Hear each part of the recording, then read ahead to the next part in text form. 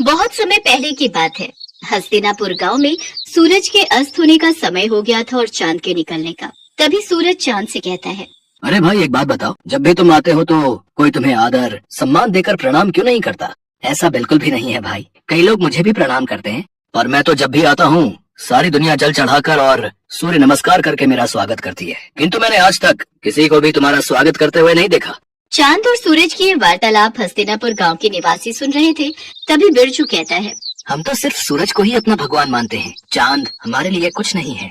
नहीं, ऐसी बात नहीं है। चांद भी हमारे लिए भगवान समान ही है। चांद भी हमें रोशनी देते हैं। सूरज भगवान तो हमें रोशनी और धूप देते हैं, लेकिन चांद वो हमें क्या देते हैं? लेकिन सारी रात तो हम सोए रहते हैं, तो फिर उस रोशनी का हम क्या करेंगे? हमें चांद की जरूरत नहीं है।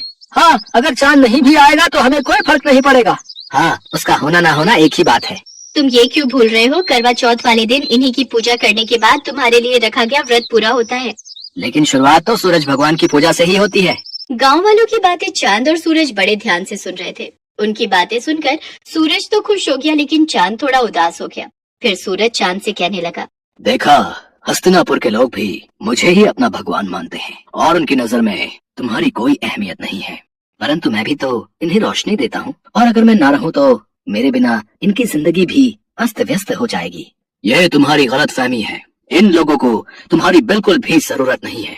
अगर मेरी जरूरत किसी को भी नहीं है तो ठीक है, आज के बाद मैं आऊंगा ही नहीं। इसके बाद चांद वहाँ से चला जाता है और उसके जाते ही सारे गांव में अंधेरा छा जाता है।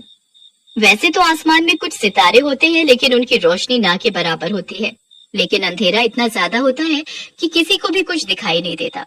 हस्तिनापुर गांव में बुआई का समय शुरू हो गया था, इसीलिए किसानों को सुबह जल्दी उठकर खेतों में जाना होता है। लेकिन चांद के ना होने से बाहर घनघोर अंधेरा होता है।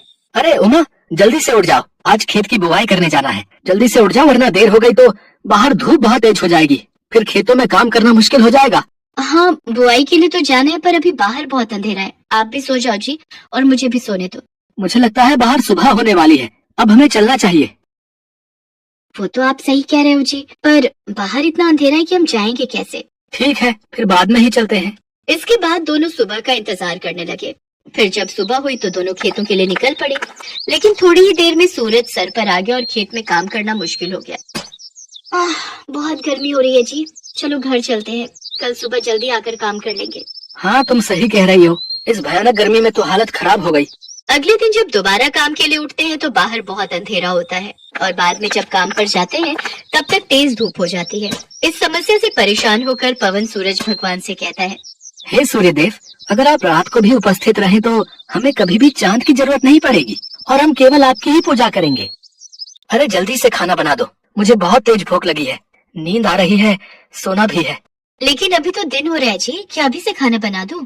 हाँ, मुझे लगता है आज शाम नहीं होगी, तुम जल्दी से खाना बना दो, मुझे बहुत भूख लगी है। अच्छा ठीक है, बना देती हूँ। फिर दोनों खाना खा लेते हैं, लेकिन तब भी रात नहीं होती और दोनों सोने के लिए चले जाते हैं। बहुत गर्मी हो रही है, बिल्कुल भी नींद नहीं आ रही। ऐसा करता हूँ, जाकर नहा लेता हूँ। इसके बाद पवन नहाने चला जाता है। नहाने के बाद भी बहुत गर्मी हो रही है। तभी बाहर शोर होता है।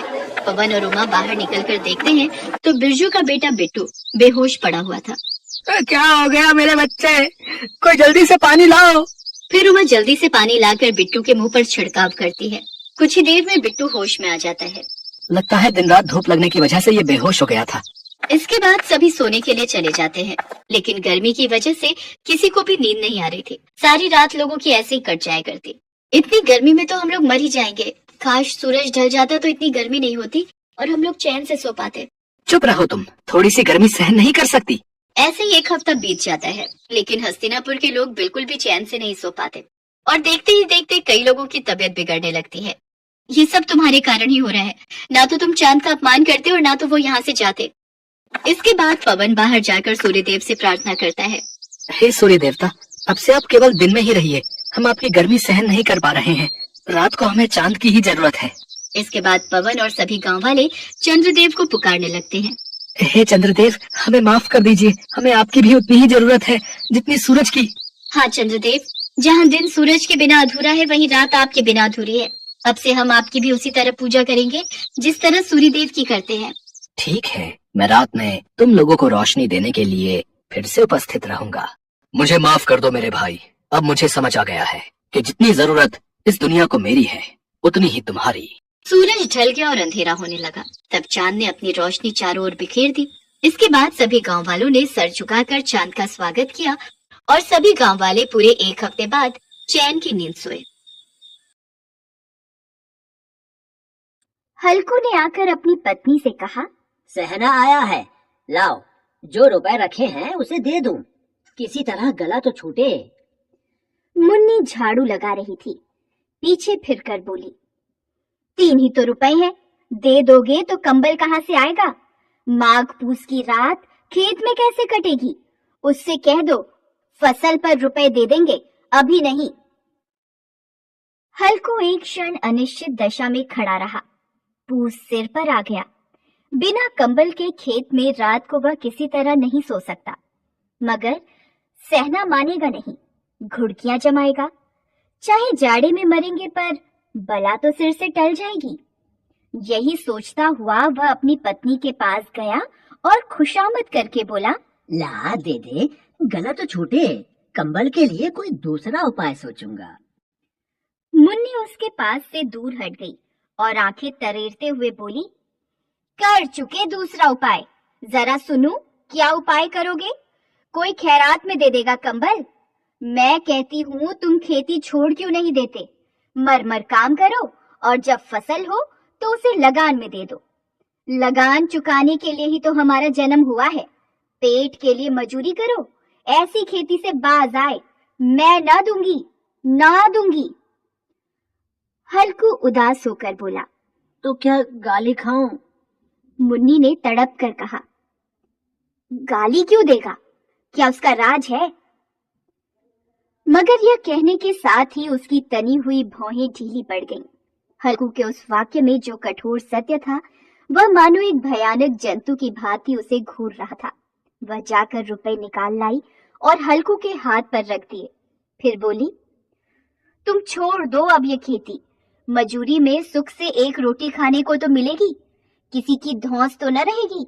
ऐसी खेती किस काम की कि मजूरी करके लाओ और उसे भी इसमें झोंक दो, उस पर ये धौंस सहो। हल्कू ने रुपए लिए और इस तरह बाहर चला मानो अपना हृदय निकाल कर देने जा रहा हो। उसने मजूरी से 1-1 पैसा काट काट कर 3 रुपए कंबल के लिए जमा किए थे। वे आज निकले जा रहे थे। एक एक पग के साथ उसका मस्तक अपनी दीनता के भार से दबा जा रहा था। पूस की अंधेरी रात, आकाश में तारे भी ठिठुरते हुए मालूम होते थे। हल्कू अपने खेत के किनारे ऊख के पत्तों की छतरी के नीचे बांस के खटोले पर अपनी पुरानी सूती चादर ओढ़े पड़ा कांप रहा था। खाट के नीचे उसका संगी कुत्ता जबरा पेट में मुंह डाले सर्दी से कूं कूं कर रहा था। दोनों में से एक को भी नींद नहीं आ रही थी। हल्कू ने घुटनों को गर्दन में चिपकाते हुए कहा, क्यों जबरा, जाड़ा लगता है? कहता तो था घर में पुआल पर लेटा रहे, तू यहाँ क्या लेने आया था? खाओ ठंड, मैं क्या करूं? जानते थे मैं यहाँ हलवा पूरी खाने आ रहा हूँ। दौड़े दौड़े आगे आगे चले आए, अब रो नानी के नाम को।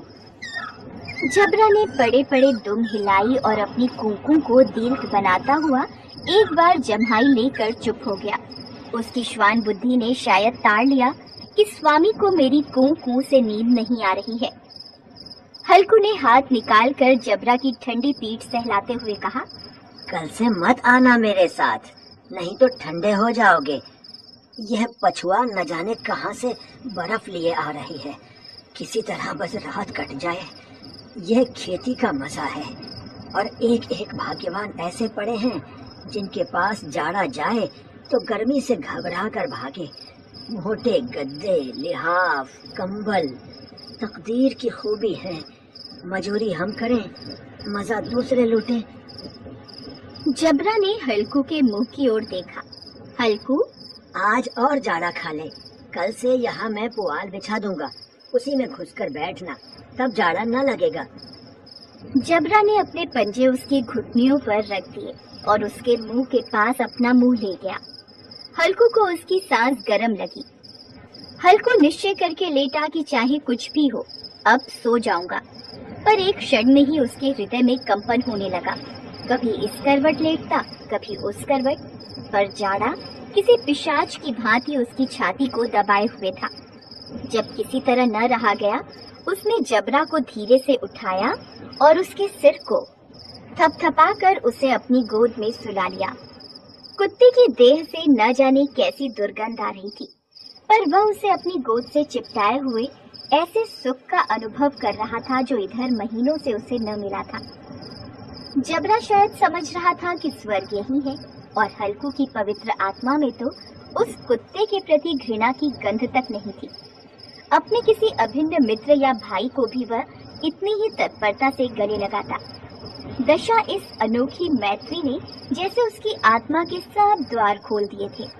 उसका एक एक अणु प्रकाश से चमक रहा था।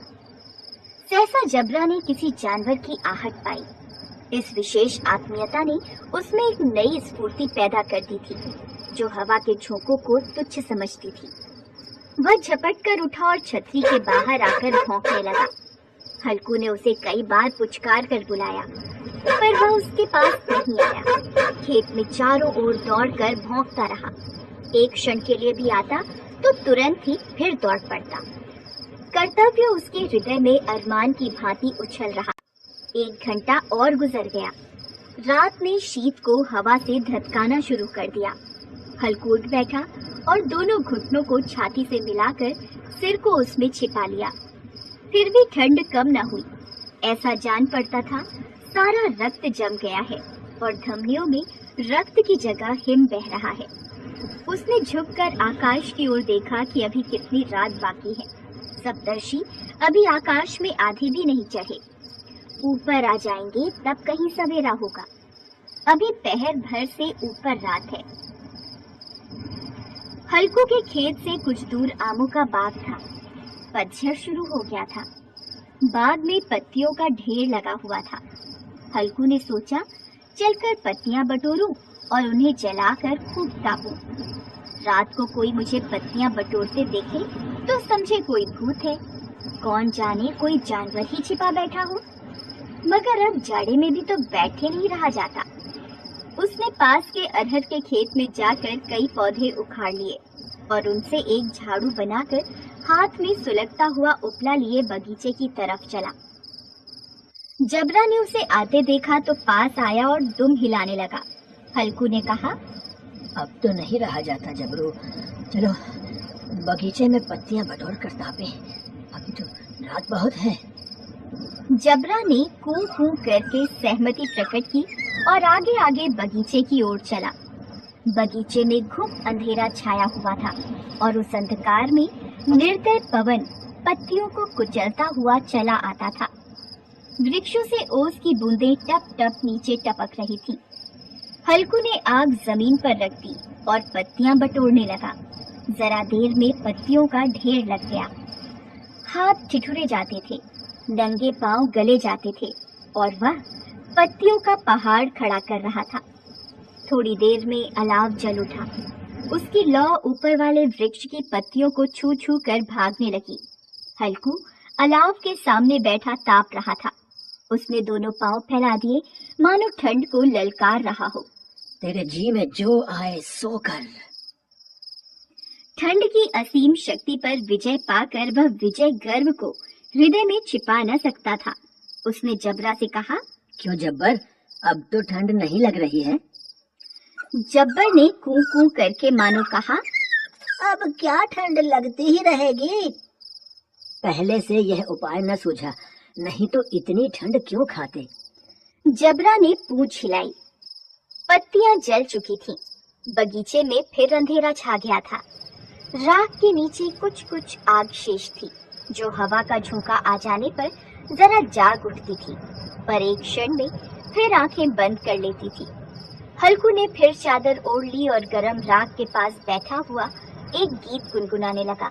उसके बदन में गर्मी आ गई थी, पर ज्यों-ज्यों शीत बढ़ता जाता था, उसे आलस्य दबाए लेता था। जबरा जोर से भौंककर खेत की ओर भागा।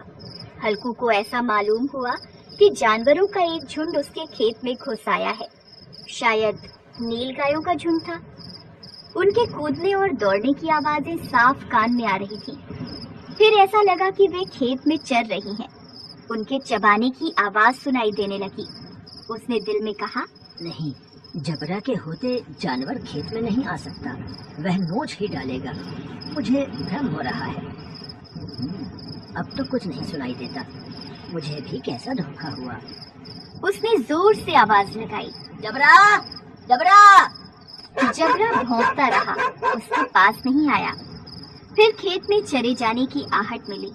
अब वह अपने को धोखा न दे सका। उसे अपनी जगह से हिलना भी जहर लग रहा था। इस जाड़े पाले में खेत में जाना, जानवरों के पीछे दौड़ना असूझ जान पड़ा। वह अपनी जगह से नहीं हिला। उसने जोर से आवाज लगाई, लिहो, लिहो, लिहो। जबरा फिर भौंक उठा। जानवर खेत चर रहे थे। फसल तैयार थी। कैसी अच्छी खेती थी, पर दुष्ट जानवर उसका सर्वनाश किए जा रहे थे। हल्कू पक्का इरादा करके उठा, पर 2-3 कदम पर एकाएक हवा का ऐसा ठंडा, चुभने वाला, बिच्छू के डंक सा झोंका लगा कि वह फिर बुझते हुए अलाव के पास आ बैठा और राख कुरेद कर अपनी ठंडी देह को गरमाने लगा। जबरा अपना गला फाड़े डालता था। नील गाय खेत का सफाया किए डालती थी और हल्कू गरम राख के पास शांत बैठा हुआ था। अकर्मण्यता ने रस्सियों की भांति उसे चारों ओर से जकड़ रखा था। उसी राख के पास गरम जमीन पर वह चादर ओढ़कर सो गया। सवेरे जब उसकी आंख खुली तब चारों ओर धूप फैल गई थी और मुन्नी कह रही थी, क्या आप सोते ही रहोगे? तुम यहाँ आकर रम गए और उधर सारा खेत चौपट हो गया। हल्कू ने उठकर कहा, क्या तू खेत से होकर आ रही है? मुन्नी बोली, हाँ, सारे खेत का सत्यानाश हो गया। भला ऐसा भी कोई सोता है? यहाँ मड़ैया डालने से क्या लाभ हुआ? हल्कू ने बहाना बनाया, मैं मरते मरते बचा, तुझे अपने खेत की पड़ी है। पेट में ऐसा दर्द हुआ कि मैं ही जानता हूँ। दोनों खेत की दशा देख रहे थे। मुन्नी के मुंह पर उदासी छाई थी, पर हल्कू प्रसन्न था। मुन्नी ने चिंतित होकर कहा, अब मजूरी करके मालगुजारी भरनी पड़ेगी। हल्कू ने प्रसन्न मुख से कहा, रात की ठंड में यहाँ सोना तो नहीं पड़ेगा।